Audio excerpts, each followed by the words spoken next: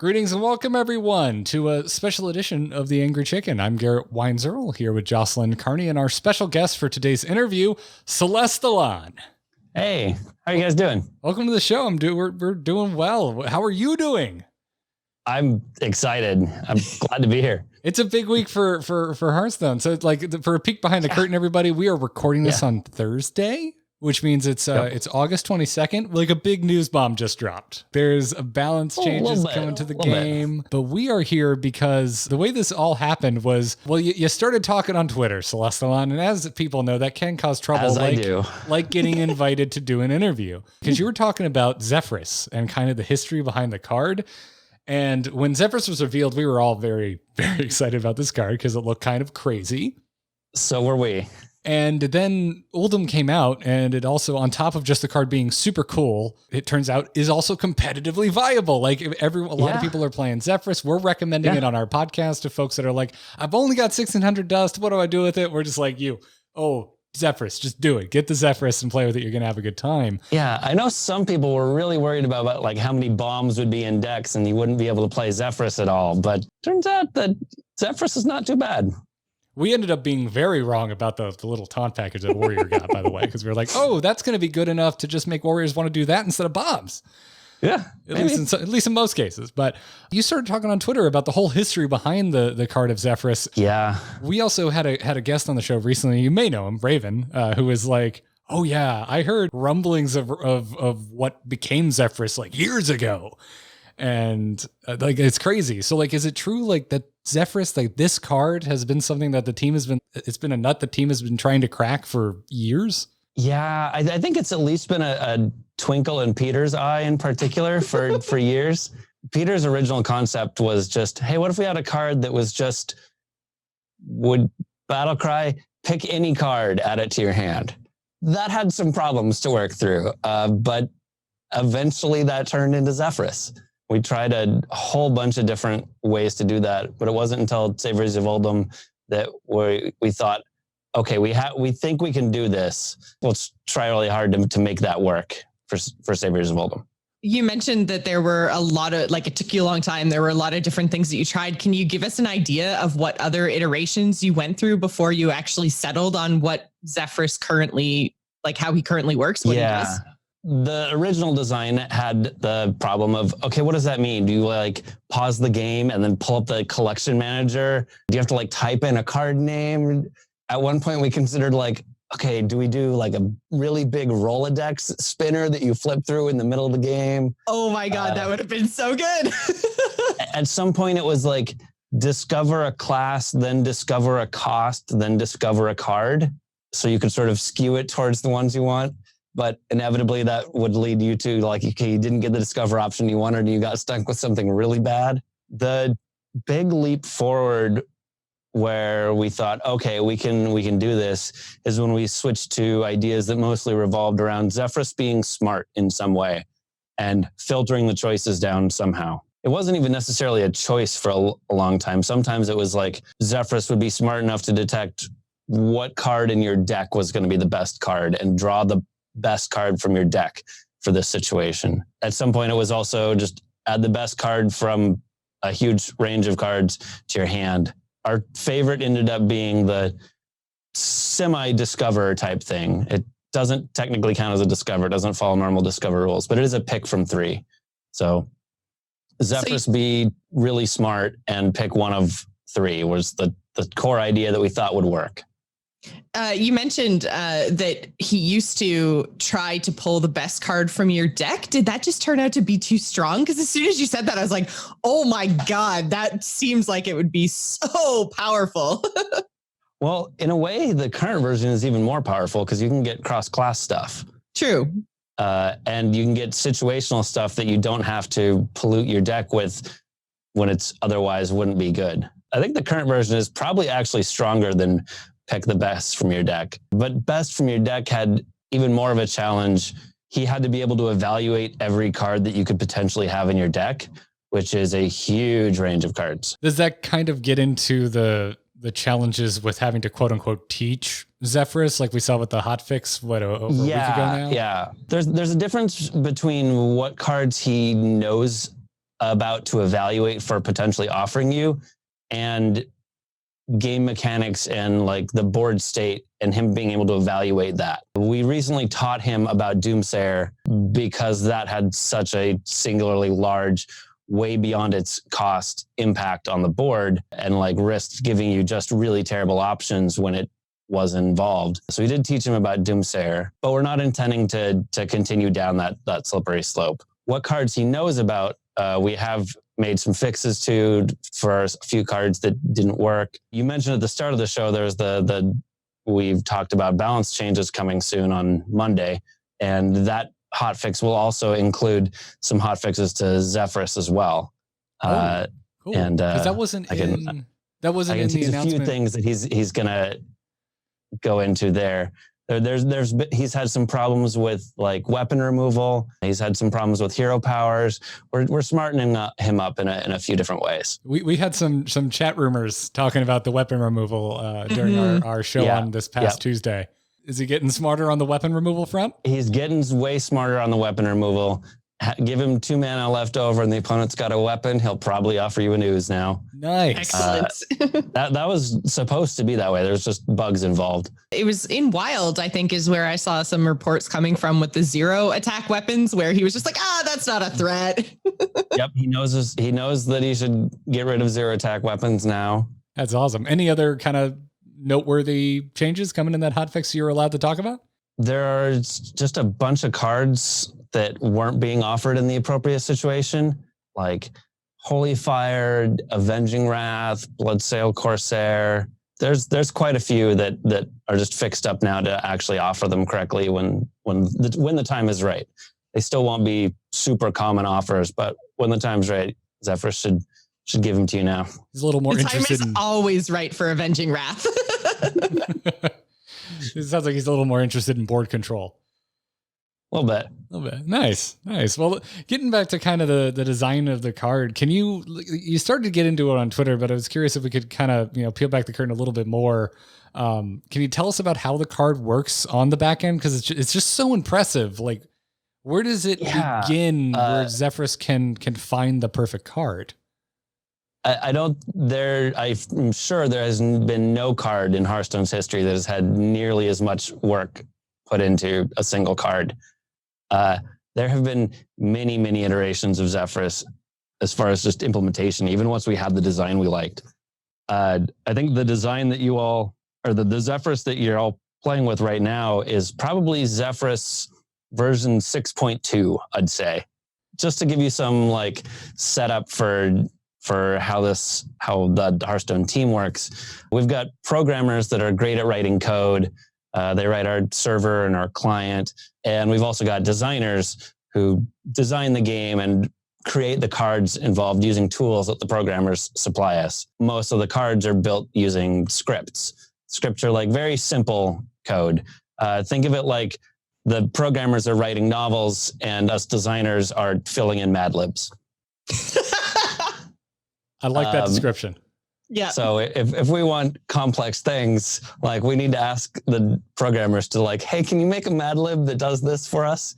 So we'd been talking about this, and when we got to the Zephrys is smart, he'll offer you 3, pick one of them sort of design. One of our programmers started getting involved, Martin, and he took a first stab at building Zephrys in code and built it pretty similarly to how our PvE AI works.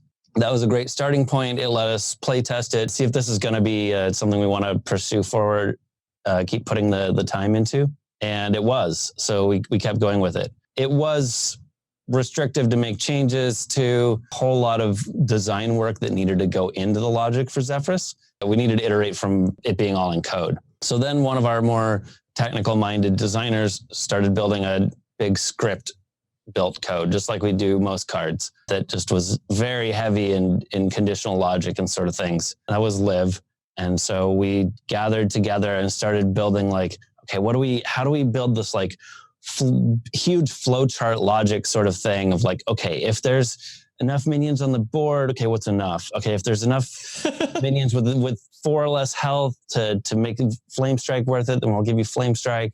And we ended up just building out as a team this huge like flow chart. And Liv did our first big implementation of something fairly similar to what you get nowadays from Zephrys. Wow, that was all out of a handwritten flowchart? Yeah. That's crazy. Like you were trying to boil down like the essence of player decision making. Yeah. It's actually pretty hard when you get down to it. So that was Zephrys 2.0. Liv moved on to some other tasks, and Steven, one of our other designers, Puffin, you may know him, took over then and kept iterating from there. And then that gave us Zephrys 3.0, continued just more flow charting, more working on the logic that goes into it under the hood. Most of our cards are built using 2 to 20, maybe up to 50 lines of script. So just to give you an idea of like the scale of things. Zephrys hit 1,000 at that point. Oh my God. And that started running into technical issues involved in having scripts way beyond the mean. We're still running into problems that like were becoming really hard to solve with the Mad Libs that we had available. Version 4 was born when I took over from there and moved it back into code. See, I was a programmer before becoming a designer. So I still had an itch to write some code occasionally, albeit very rusty. Like I am not up to par with that are actual programmers. So huge props to them. I can not hold a candle to them. But I took a stab at like, okay, I'll try writing this on the code side.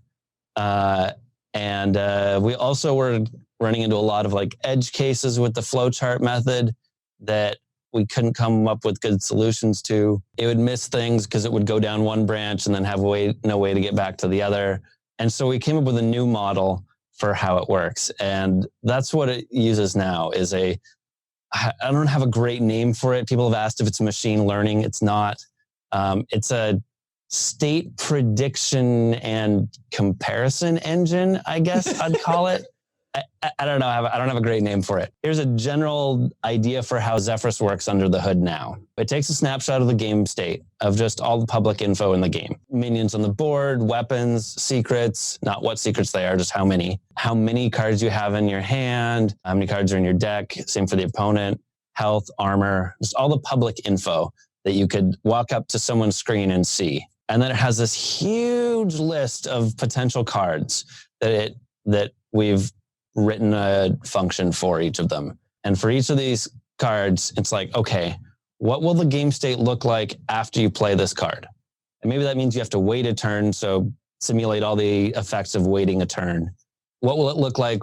And there might be different potential targets too. So, okay, if there's a function for fireball, okay, try fireball against all the potential enemy minions, maybe even your own minions for some super weird case, maybe against the opponent's face. Try all those different options. And for each of those, come up with what will the game state look like after that gets played? And then so we keep adding to this huge list of potential game states. When we get done with all these functions, we've got literally hundreds of potential game states. We've got ways to evaluate each of those based on like health remaining. Okay, did you kill your opponent? That's probably pretty good. Minions on your side of the board are pretty good. Minions on the enemy's board, not so good. All the same things that we were tracking for the board state are things that we can evaluate the value of. Based on that, we can figure out which cards to offer you. We also have an additional nuance of we have cards in categories, sometimes multiple categories, depending on how they're used. Like cards that Starfall could be used as an AoE or single target. So we conditionally set their category. But we try to give you things from different categories. If there's multiple things from one category that are all really, really good compared to anything else, there's some threshold where it'll still give you multiple from the same category. But for the most part, it'll try to offer you choices. So you can choose based on what other tools you have available. And all of that is happening when you play the card? Yeah. Oh my God. That all happens on the fly when you play the card. Jeez. Really impressive. Yeah. Can you walk us through a little bit of the limitations with the card? Because we did mention a little bit earlier how it doesn't work how other Discover effects work, where it can get anything from all legal cards in the format. We're only talking Classic Basic. Is this part of your flowchart and everything you've just talked about? Yeah. We knew we initially started with Classic and Basic, and we initially started with a much smaller subset than that even. Classic and Basic seem to be like a pretty big, wide pool of cards that gave you options to choose from for almost any situation. If we went too far, it would we'd start losing some of the skill involved in Zephrys, because we really liked that being able to predict what Zephrys would give you was actually a pretty big, impactful choice in Zephrys. Even just when to play him, whether to save it for later or make use of it now. Basic and Classics was a great fit for that.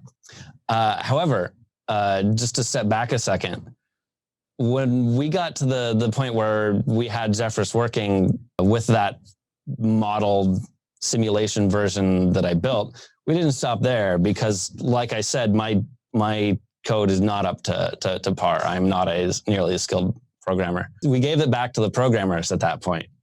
So that was only Zephrys 4.0. Zephrys 5.0 was when Martin took it back and fixed a bunch of bugs, tons of bugs. Also added a bunch of features to support our QA team automating testing of Zephrys. It was actually really important that since any change we make to Zephrys's logic could have cascading effects that weren't obvious. So it was really important that we had great testing of it so we could be confident in making changes. So we had a team of QA people. Clint, Atesh, Eric, and Thomas built this huge test suite of potential situations for Zephrys and automated testing of these so we could just immediately see, okay, now we made this change and now it's no longer offering this card. That's a bug. We need to solve this. We could more confidently make tweaks to it. And continuing on from there, Zephrys 6.0 was when it got handed over to David, another one of our programmers, who polished up a ton of the code, got it ready to ship, fixed a bunch of bugs, implemented a bunch more features within it. A few more cards that had been troublesome for us to be able to find ways to check for, and got that all polished up. So that was 6.0, which is what I'd say we released as the pre-release or during the pre-release. But 6.1 came out on launch day. Even just between pre-release and launch, we hotfixed a bunch of things. Then we had another round of hotfixes after that. And now coming up soon, a whole bunch more. So look forward to a hotfix notes on Monday with a bunch more changes to Zephrys. That's awesome. I guess it helps to have the whole Hearthstone community doing your QA as well, right? Finding little issues that might have been too edge case to catch. Yeah. And that's all just talking about the normal stuff or the special stuff that was unique to Zephrys. There's still all the normal stuff that went into Zephrys of getting card art, making spell visual effects for it, sounds, etc., and playtesting. The whole Hearthstone team contributed to playtesting Zephrys a ton. I think Peter alone playtested literally thousands of games explicitly testing Zephrys. I hope you can see with all the bouncing back and forth between people and tons of people working on it. I think Zephrys is both the most work we've ever put into one card and the biggest team effort we've ever had. And so we're really excited to have it get out there. I mean, kind of talking again, it is technically a limitation of the card, so it kind of ties into Joss's question. And was Zephrys always a card that was supposed to be a Highlander specific or Reno deck specific, or was there ever a time in Zephrys's journey where there was not that clause? We've been working on it for a while, like I said, so it wasn't always going to be in Highlander.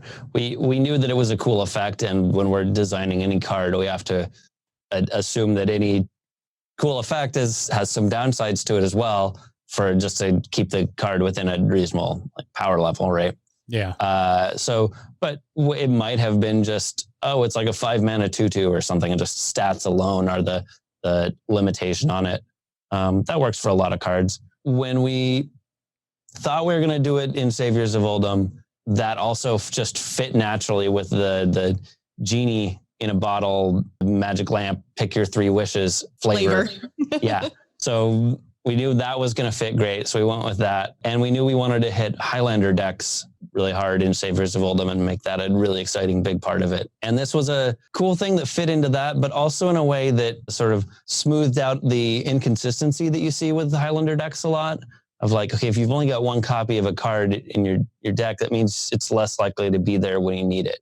Well, speaking of getting outs when you need outs, I mean, we've had a few weeks to play now. We've seen Masters Tour Seoul happen and Grandmaster Season 2 is coming. Like, are we worried at all about Zephrys and his power level? Because he seems to be very strong, especially in the right hands, as we've seen at this level of play.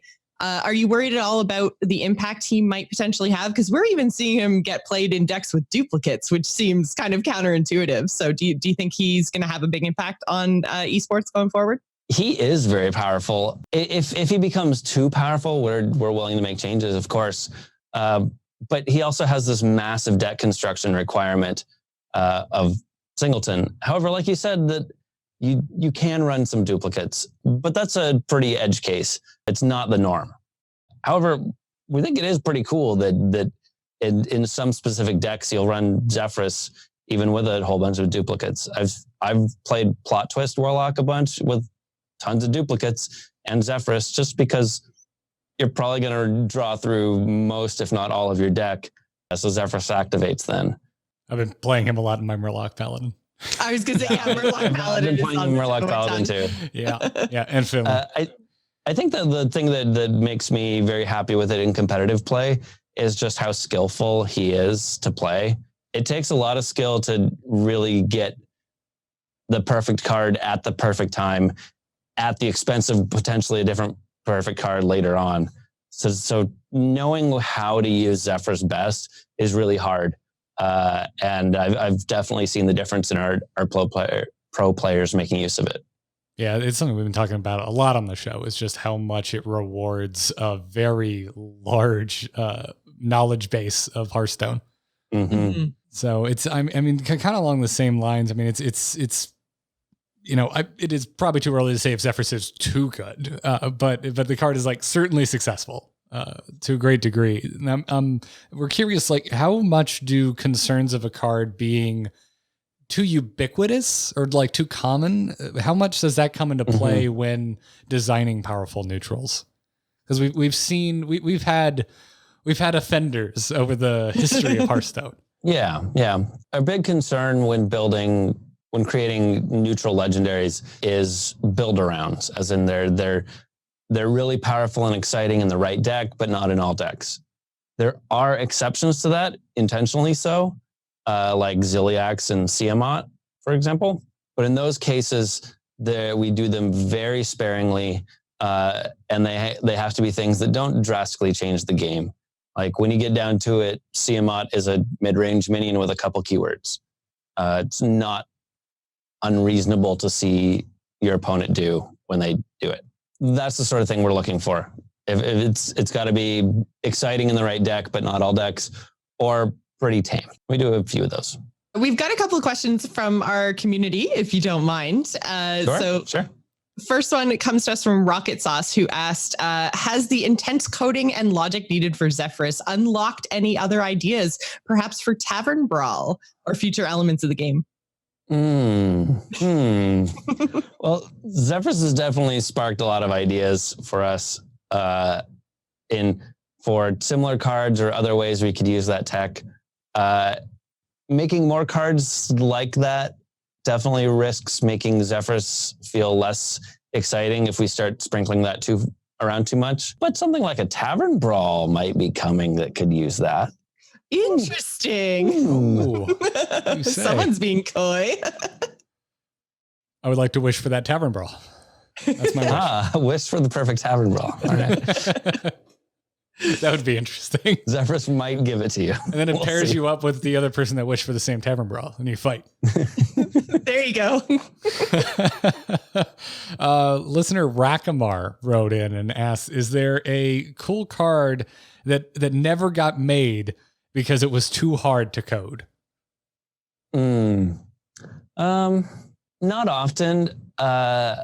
Occasionally we'll redesign cards for partially due to technical implementation reasons, but usually those also have other design or UI issues as well. Take, for example, Grifta. Grifta, we redesigned from its original version, partially for tech reasons, but also for design issues. Its original version was discover a card, then your opponent gets to guess which one you picked. And if they guess right, they get it instead. That seems very complicated.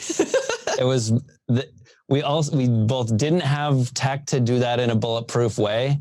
Well, and it would be directly taking action on your opponent's turn, which is something we haven't seen in Hearthstone. Like you would have to interact on their turn, which is crazy.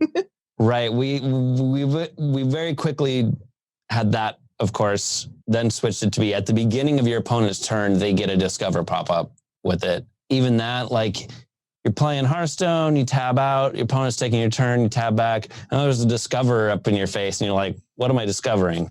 So that had problems. Maybe don't tab out of the game. We also tried, it puts a card, like Grifta's Choice card in your opponent's hand that they play then to get that choice. It still was like just weird and not really worth it. So we ended up with the Grifta that's in there now. But that's an example of how like tech can influence, but not fully direct our designs. Very cool. We have one last question from Leon Lewis, GJ, who says, the bounce cards are specifically banned from Zephrys' pool. Are there any other cards specifically that are impossible for him to get, not counting vanilla minions, because there's almost always better choices? The bounce cards were the only ones that we explicitly banned for gameplay reasons. No wishing for more wishes. It just ended up being super repetitive and degenerate. We did try it at first, like you might imagine. That only took a couple games to be like, nope, that's not going to work. So yeah, no wishing for more wishes. But other than that, there's nothing that we've explicitly banned for gameplay reasons. Like you mentioned, vanilla minions aren't in there, but there's also just in general a ton of things that Zephrys doesn't offer you because there's better things for. In some cases, there's things that are strictly better or strictly identical. Like I think he offers you Arcane Shot, not Smite. Never bothered to do Smite because Arcane Shot and Smite are literally identical functionality. There's also just a ton of cards that are only good with appropriate synergies, and he's not looking at what cards in your hand. So like he'll never offer you Unbound Elemental, for example, because he doesn't know if you have overload cards in your hand. We tried to basically hit any card that could potentially be useful. I don't have the exact number on hand, but I believe he's currently at about 130 cards that he'll potentially offer you, depending on the situation. That's a pretty big pool. Yeah, we thought Basic and Classic, just anything useful from Basic and Classic was a big enough pool. I've seen the wiki. I remember what some wiki on the community's built about what cards Zephrys can offer, and I think they've counted 122 or something. A few of them there's bugs coming fixes on Monday to add. You'll start seeing a few more, and they're guessing a few of them on there that they don't have right, but for the most part, they're about accurate. That's awesome. Well, Celestalon, we can't thank you enough for taking the time to come on the show and absolutely my pleasure. Give us the scoop on Zephrys. So before we go, where can everyone find you if they'd like to keep up to date with some of your very very interesting tweets? I am mostly on Twitter. I'm at Celestalon. And other than that, everyone, it sounds like if you're listening to this on Monday or after, you should probably head over to playhearthstone.com and check out those Zephrys hotfixes. Yep. Which means you should also listen to Angry Chicken because we're recording on Monday and we're probably talking about those Zephrys hotfixes right now. Probably. Well, thank you again, Celestalon, and to everyone watching. If you're checking this out on YouTube instead of on the podcast, go check out the Angry Chicken podcast wherever podcasts can be found. and you'll hear all about those hotfixes. Thanks again. We'd like to thank the Hearthstone team one more time for putting this interview together, and we'd like to thank you for watching. If you enjoyed it, don't forget to like and subscribe, and find the Angry Chicken Podcast wherever podcasts can be found.